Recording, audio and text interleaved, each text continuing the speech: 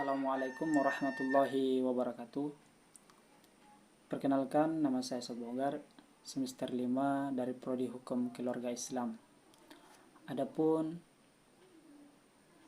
tugas saya pada hari ini yaitu membuat video dari mata kuliah Hukum Pidana sebagai pengganti UAS atau ujian akhir semester.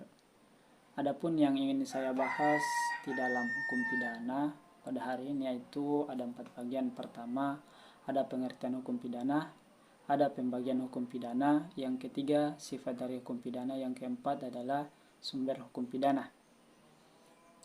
Baiklah, adapun bagian pertama itu pengertian dari hukum pidana. Adapun pengertian dari hukum pidana ialah suatu hukum yang mengatur tentang pelanggaran dan kejahatan terhadap kepentingan umum, serta perbuatan mana yang diancam dengan hukuman.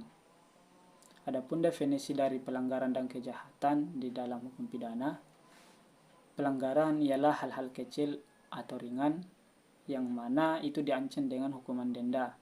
Contoh perbuatan tersebut: mengendarai motor tidak menggunakan helm, motor tidak memiliki spion, pengendaranya tidak memiliki SIM. Adapun kejahatan ialah pelanggaran hukum yang besar.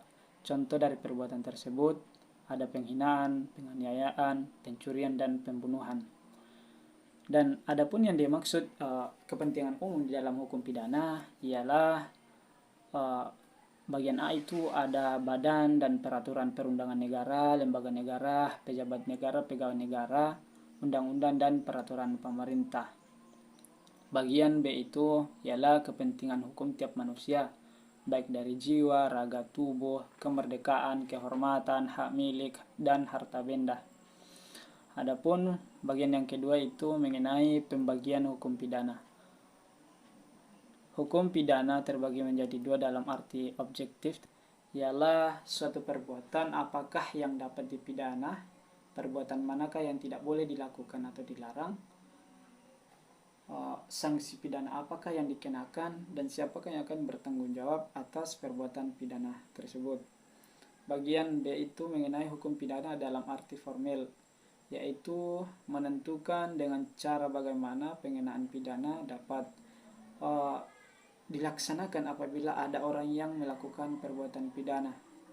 Bagian yang kedua, hukum pidana dalam arti subjektif atau dikenal dengan istilah ius poniendi, yaitu hak dari negara untuk merumuskan, menetapkan perbuatan yang terlarang dan mengancam pidana terhadap perbuatan pidana tersebut, serta menjatuhkan dan melaksanakan pidana terhadap orang yang melakukan perbuatan pidana tersebut. Itulah bagian yang kedua. Adapun materi yang ketiga yaitu mengenai dari sifat hukum pidana. Adapun sifat hukum pidana itu sebagai hukum publik, artinya di bagian A itu mengatur tentang kepentingan terhadap negara atau masyarakat dengan orang perorangan. Di bagian B itu dia mengatur tentang kedudukan penguasa negara itu lebih tinggi dari orang perorangan. Sedangkan di bagian selanjutnya atau bagian C itu penuntutan terhadap perbuatan pelanggaran suatu tindakan pidana itu tidak tergantung kepada perorangan, melainkan pada umumnya negara wajib menuntut berdasarkan kewenangannya masing-masing.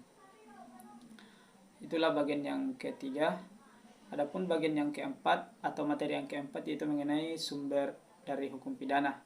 Adapun sumber dari hukum pidana itu dapat ada KUHP atau Kitab Undang-Undang Hukum Pidana, ada yang kedua itu undang-undang pengganti KUHP, yang ketiga itu jurisprudensi atau keputusan hakim yang terdahulu.